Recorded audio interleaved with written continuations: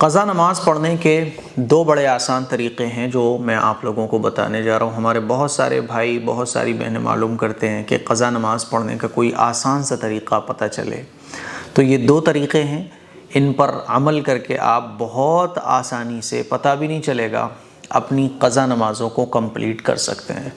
پہلا طریقہ ہے کہ آپ ایک نماز کے ساتھ ایک قضا نماز پڑھ لیں، اور آپ لوگوں کو یہ بات معلوم ہونا چاہیے کہ قضا نماز جب ہم لوگ پڑھتے ہیں تو پھر صرف فرض کی قضا پڑھتے ہیں، سنتیں اور نفلوں کی قضا نہیں ہوتی۔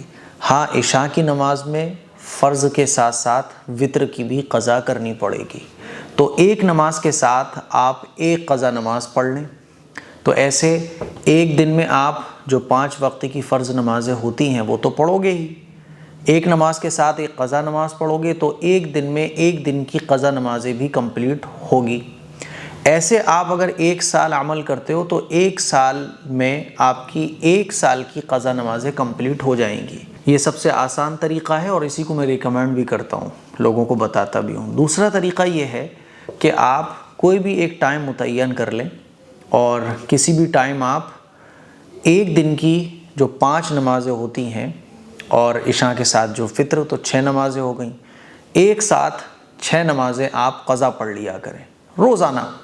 تو اس طرح سے جب 1 سال کمپلیٹ ہوگا تو 1 سال کی قضا نمازیں آپ کی کمپلیٹ ہو جائیں گی۔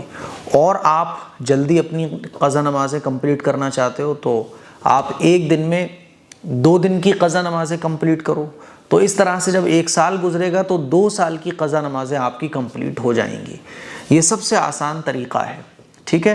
اس سے آپ کو حساب لگانے میں بھی کوئی دقت نہیں ہوگی۔ 6 مہینے گزرے تو 6 مہینے کی نمازیں کمپلیٹ ہو گئیں، تو آپ حساب لگا لو اور اس طرح سے آپ اپنی قضا نمازوں کو کمپلیٹ کر سکتے ہو۔ تو یہ قضا نمازیں پڑھنے کے 2 بڑے آسان طریقے تھے جو میں نے آپ لوگوں سے شیئر کیے۔